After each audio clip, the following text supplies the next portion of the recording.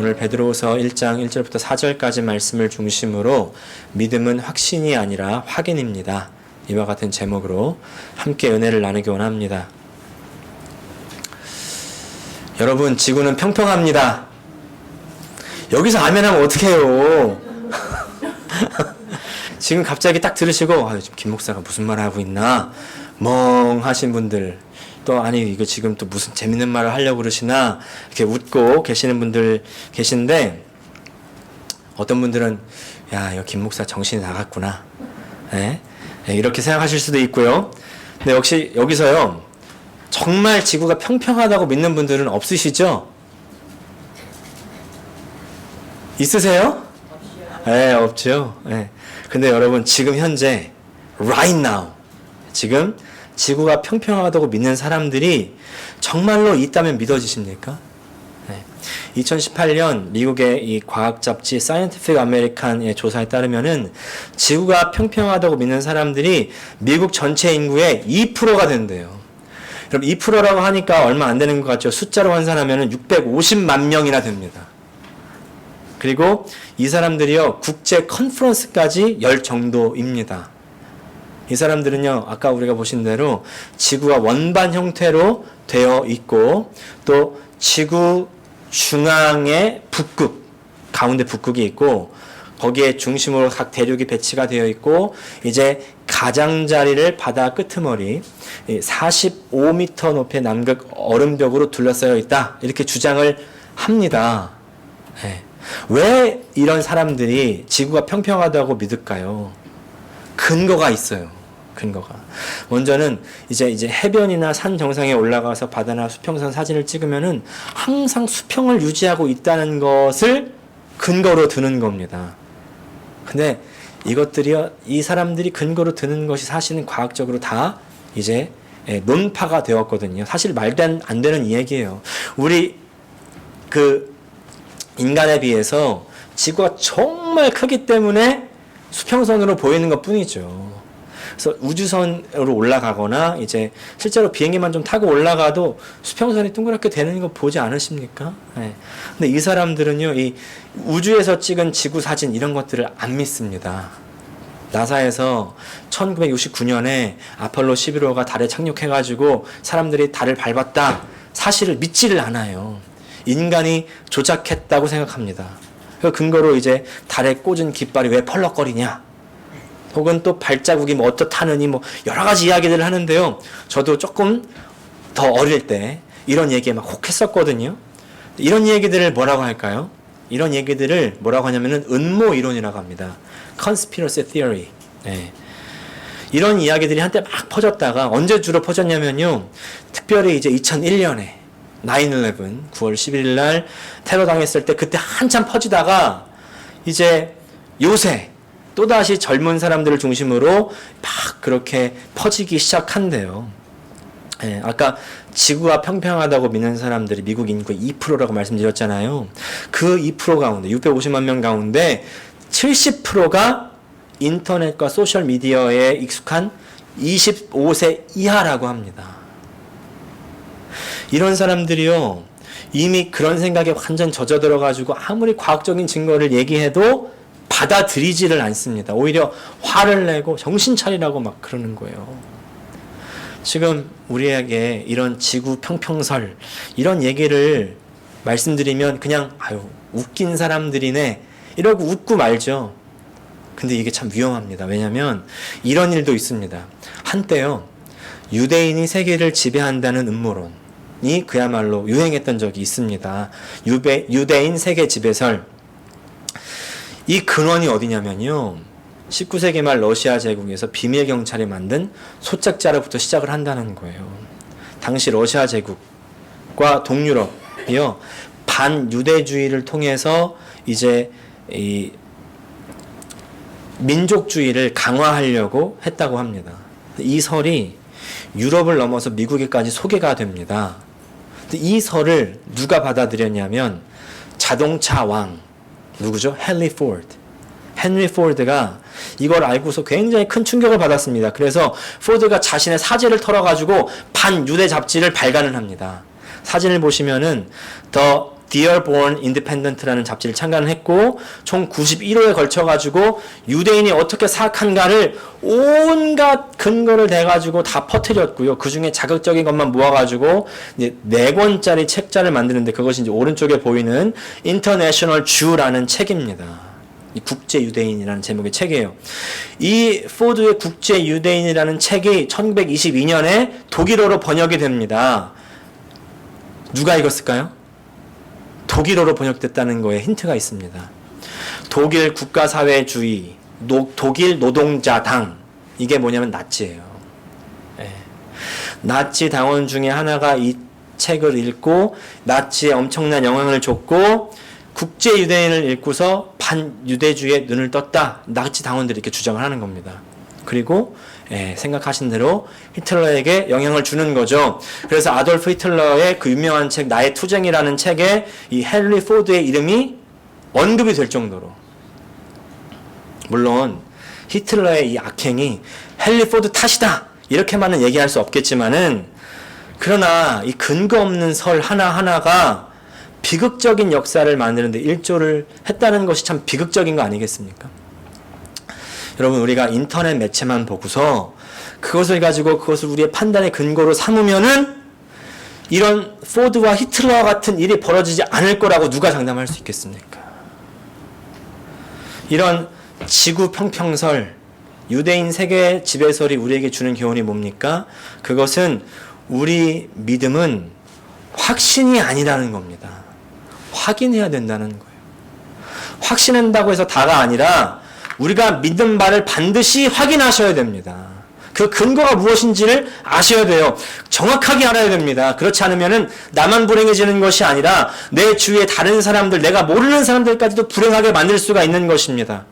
이건 신앙에서도 마찬가지예요. 우리 신앙을 여러분 뭐라고 생각하십니까? 우리가 얼마나 하나님을 확실하게 믿느냐에 따라 달린 것이라고 생각하십니까? 우리 신앙은요, 얼마나 내가 확신하느냐에 달린 것이 아닙니다. 아니에요. 다시 말하면요, 내가 얼마나 흔들림 없이 견고하게 믿느냐, 그것이 우리의 믿음이 아니라는 것입니다. 제가 세가족 교육하면서 말씀드린 적이 있는데, 여러분, 우리가 구원받았다는 사실을 어떻게 하십니까? 우리는 구원의 확신이라고 생각하시죠? 여러분, 구원받았습니까? 라고 물어보면은 어떤 분들은 대답을 못 하시기도 하고 우물쭈물 하시기도 합니다. 또 그나마 이제 믿음이 좀 있다고 하시는 분들은 이제 이렇게 말씀하시죠. 구원의 확신이 있습니다. 이렇게 대답합니다. 예전에요, 누군가 제게 이렇게 물어보셨어요. 현수 형제 구원받았어요? 물어보셔서 네, 구원받았습니다.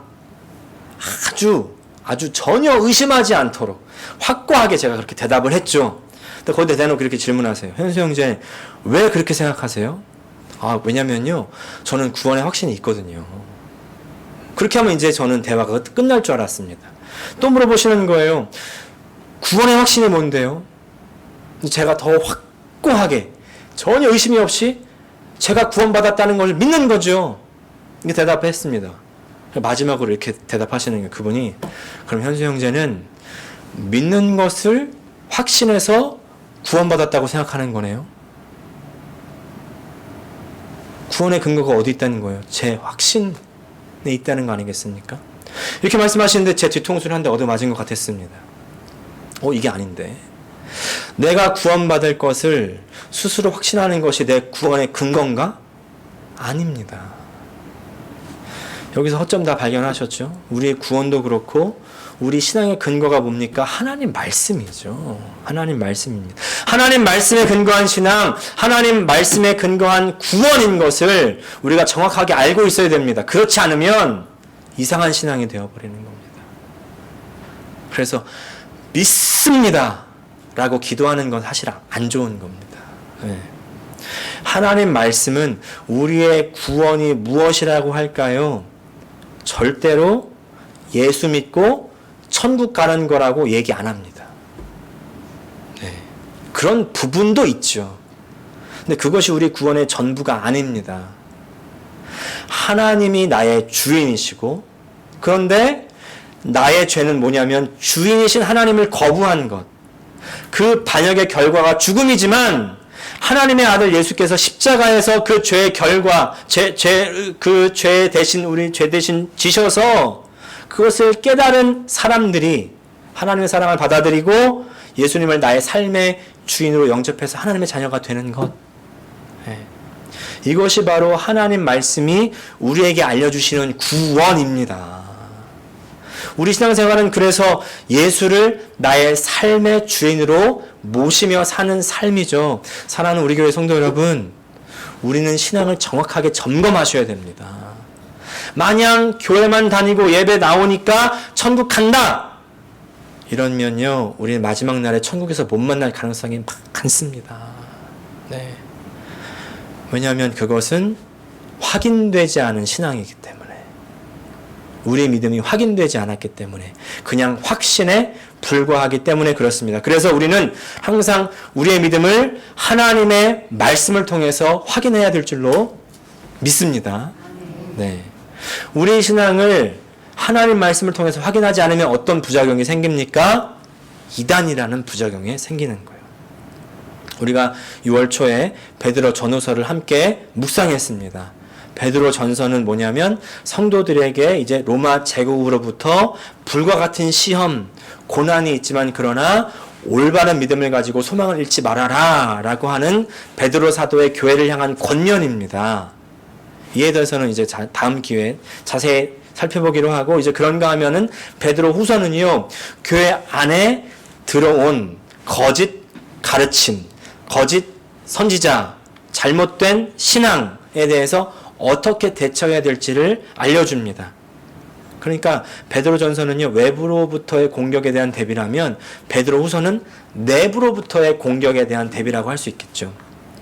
왜 이런 이단 거짓 교사들이 생겼을까요? 그것은 정욕 때문에 썩어질 것을 추구하는 사람들이 있기 때문입니다. 이렇게 베드로 사도가 얘기하죠. 우리가 생각해야 될 것은 이 이단들, 거짓 교사들이 하나님을 모르는 사람들이 아니라는 사실입니다. 오히려 하나님을 아주 잘 안다고 하는 사람들입니다.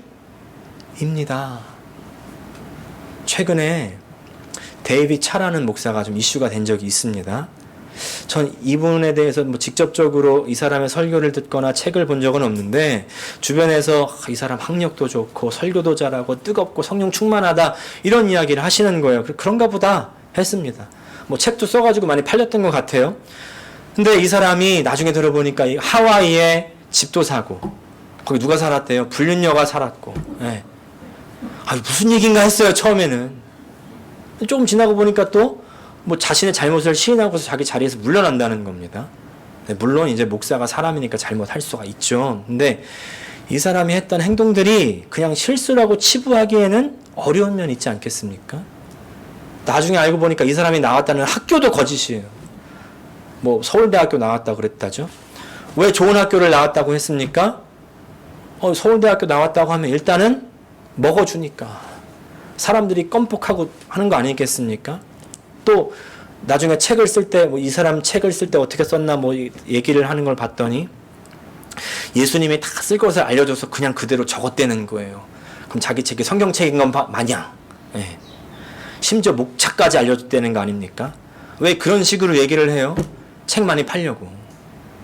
근데 알고 봤더니 그 책이 다른 미국 사람 어떤 목사님의 책을 그대로 베낀 거래요. 네. 또 불륜녀가 어떤 책을 낼지를 다 코치를 해주고. 네. 왜 이렇게 됐냐는 거죠. 책 많이 팔아가지고 결국에는 자기 영향력 넓히고 돈 많이 벌려고 하지 않았냐라는 그런 열매밖에 안 보이는 거 아니겠습니까? 네. 이분이 했던 설교가 보니까 주로 말세에 대한 설교를 하고 또 선교에 대한 설교를 했대요. 왜 그랬을까요? 사람들에게 전 이렇게 생각이 되는 겁니다. 죄송한데 선교 헌금 명목으로 더 돈을 뜯어내려고 그렇게 살지 않았나. 말세에 대한 설교 해야죠. 말세에 대한 경각심을 가지고 살아야죠. 그러나 그것을 이용해가지고 성도들의 재산을 뜯어내기 위해서 사용한다면 잘못된 거 아니겠습니까? 네. 여러분, 뭔가 신천지, 여호와 증인 이런 이단들만 이단이 아니라 이미 교회 안에 있는 교묘하게 교묘하게 속이는 이런 거짓 교사들이 더 위험한 이단들입니다. 왜 이렇게 변했습니까? 왜냐하면 오늘 베드로서에서 말씀하는 대로 정욕에 이끌려서. 왜 정욕에 이끌렸어요? 왜냐하면요, 하나님의 말씀에 아는 것을 굳건히 서 있지 못하기 때문이죠. 오늘 2절 말씀 같이 한번 읽겠습니다. 시작. 하나님과 우리 주 예수를 알므로써 은혜와 평화가 여러분에게 더 풍성하여지기를 바랍니다. 베드로 사도는 성도들에게 주 예수의 은혜와 평화가 풍성해지는 방법의 하나로 하나님과 주 예수를 아는 것을 얘기하는 겁니다. 알아야 된다. 왜 알아야 된다고 얘기해요? 모르고 믿는 경우가 많으니까 그런 거죠. 덮어놓고 믿는 경우가 많으니까 그런 거죠. 확인하지 않습니다. 여기서 이제 안다라고 할 때요, 그냥 머리로 지식으로 아는 것을 얘기하는 것만은 아닙니다. 여기서 안다라고 얘기하는 거는 이제 에피그노시스라는 단어를 사용했는데, 보통 사람들이 이성적으로 얻는 지식 그노시스라고 하는데, 여기서 앞에 에피라는 단어 더 붙였죠. 위에서 그런 뜻인데, 그래서 그냥 그노시스, 그냥 지식이 아니라 에피그노시스. 무슨 말이냐면 체험을 통해서 얻어지는 신령한 지식을 얘기하는 것입니다. 하나님 말씀을 읽고 그 말씀이 인도하는 대로 살아가 보는 그런 삶, 적용해 보는 그런 삶. 예. 물론 그 삶이 성령께서 인도해 가시는 삶이죠. 그렇게 살 때 얻어지는 우리 신앙의 지식은요, 어떤 상황에서도 우리를 흔들 수 없는 견고한 신앙의 지식이 되는 겁니다. 이것이 바로 믿음의 확인이에요. 그냥 내가 성경 말씀을 좀 알았다고 더 아는 게 아니라, 이거를 내가 그대로 살아볼 때 좌충우돌하고 넘어져 보고 그렇게 알아가는 것이 진정한 신앙의 지식이라는 거죠. 지난 6월 초에 우리 김재희 목사님 멕시코 선교 다녀오셨죠. 이제 28일 날로 모든 멕시코 선교가 끝이 났는데, 말씀드렸던 것처럼 102명이나 되는 학생들이 선교자와 목회자로 되기로 이제 헌신한 겁니다. 얼마나 놀라운 열매입니까? 근데 이런 열매가 맺히기까지 얼마나 고된 일들이 있는지요. 네. 저도 선교를 나가 보면 참 경험하는데, 나갈 때마다 나가기 전에 그렇게 막 저를 공격하는 역사들이 있습니다. 네. 이번에도 제이 목사님한테 이제 정말 악한 영들의 방해가 충만했는데, 바로 가기 전주에 어떤 일이 있었냐면은 잘 있던 부교역자가 갑자기 그만둔다는 겁니다. 네. 근데 지금 상황 좀 아시죠? 최 목사님 가셨다가 어머니 때문에 한국 가셨잖아요. 그래서 교역자가 2명 있다가 이제 1명 됐는데 그 1명마저 그만둔다는 거예요. 네. 근데 그분이 어떤 분이냐면, 이제 영주권 받은 지, 교회를 통해서 영주권 받은 지 1개월도 안 됐을 때 그런 얘기를 하는 거예요. 말이 됩니까? 그래서 저도 막 그냥 상황이 된다면은 중간에라도 가가지고 도와드리고 오고 싶어요. 네. 그게 끝이 아닙니다. 거기다가 이제 비행기 타기 3시간 전까지 여권이 안 보이더래요. 네. 도착했습니다. 도착해가지고 또 선교팀 중에 그렇게 또 말썽을 부리고, 찬양팀이 또 말썽을 부리고, 네. 근데 그냥 방해를도 묵묵히 포기하지 않고 하나님을 붙들고 일하는 겁니다. 네. 그렇게 하다 보니까, 포기하지 않고 하다 보니까 열매가 맺히는 거죠. 열매가 맺히려고 이렇게 방해가 있었구나 라는 것을 문득 깨닫는 거죠. 다시 한번. 그래서 다시 한번 감사의 기도를 드렸대요. 그런 방해가, 이런 열매가 맺히려고 그랬군요. 그렇게 방해가 이래서 심했군요. 이렇게요, 삶 속에서 이리저리 치이고 부딪히는 일들을 통해서 하나님 역사를 다시 한번 확인하고, 하나님 은혜를 깨닫고, 다시 정신도 차리고 바로 서고, 그렇게 우리의 믿음을 확인하는 일들이 계속 되어야 됩니다. 우리 신앙생활에서요, 갑자기 누군가가 막 특별한 얘기, 여태까지 막 듣지 못했던 얘기, 막 신령한 얘기, 막 어떤 신령한 능력을 막 보여준다 그러고 이럴 때요, 혹하시면 안 됩니다. 이런 걸 따라가거나 믿으시면 큰일 나는 겁니다. 아까 저 언급했던 그분처럼 되는 거예요. 또 아까 처음 말씀드렸던 음모론 믿는 사람처럼 되는 겁니다. 네. 데이비차 따라갔던 그런 사람들이요, 이게 여기 뭔가 특별한 것이 있구나, 그렇게 따라가다가 함께 죽는 거예요.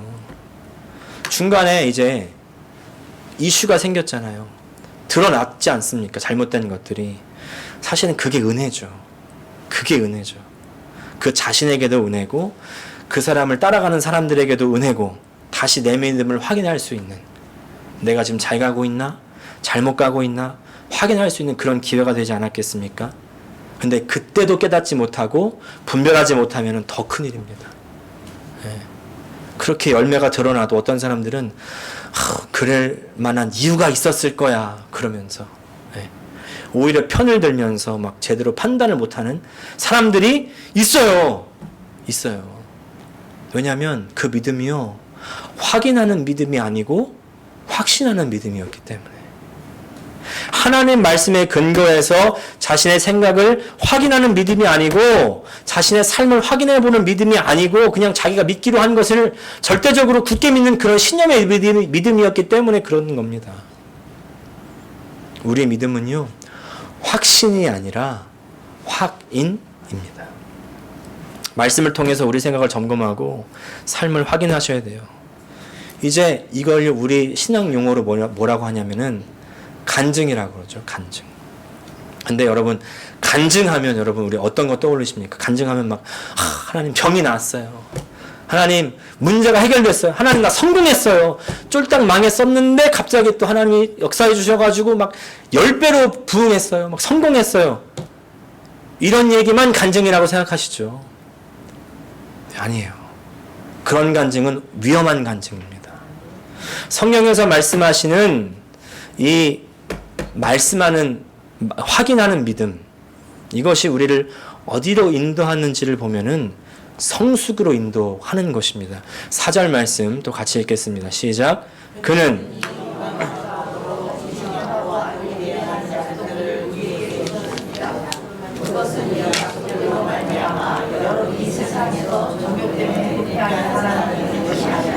하나님의 성품에 참여하는 사람이 되게 하시려는 것입니다. 그래서요, 성공이 아니라 성숙입니다. 성경에서 말하는 믿음은요, 성숙이에요. 하나님의 말씀의 관심사는 우리가 어떤 일을 성공적으로 하는 것에 있지 않습니다. 우리가 어떤 사람이 되느냐에 있는 것입니다. 이제 마지막 이야기만 드리고 오늘 말씀 마무리하겠습니다. 여러분, 박완서 작가 잘 아시죠? 저는 많은 작품을 읽어보지 못했는데 옛날 저희 집에 그 많던 싱아는 누가 다 먹었을까? 이런 제목의 책이 있었던 것을 기억합니다.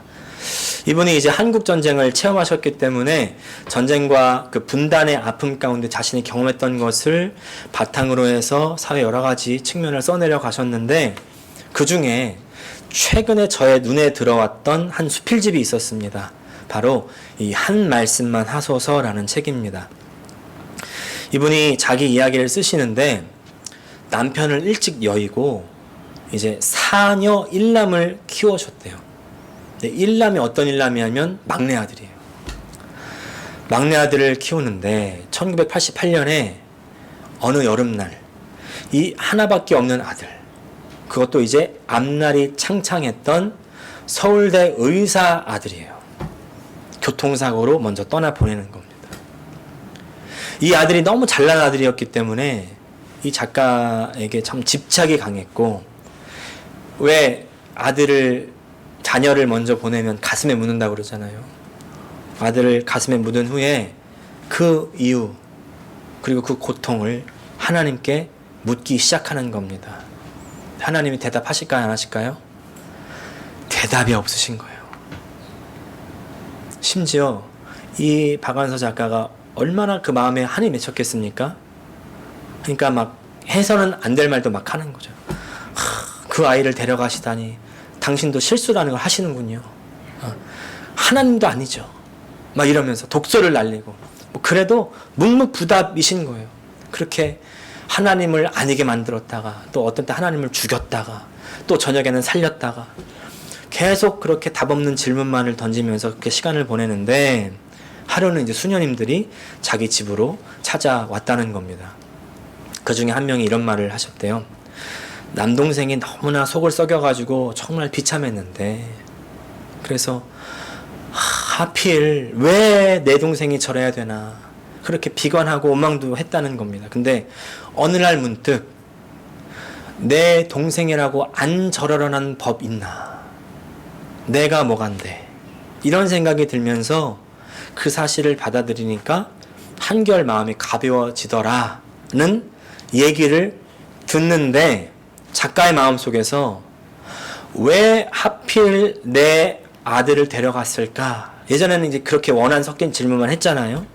거기서 내 아들이라고 해서 데려가지 말란 법이 어디 있나? 그렇게 생각이 바뀌게 됐다는 겁니다. 그러면서 오히려 자기 자신의 교만을 발견했대요. 예전에는 남한테 한 번도 악을 행한 적이 없는 그런 어떻게 보면 자부심, 자신감으로 자신의 껍질을 씌우고 있으면서 그러면서 남한테는 오히려 무관심하고 사랑을 나눈 적이 없는 위선적인 자신을 발견했다는 겁니다. 하나님 앞에 무릎을 꿇고 머리를 숙였다는 거예요. 그리고 그렇게 1년 전부터 하나님 한 말씀만 해주세요.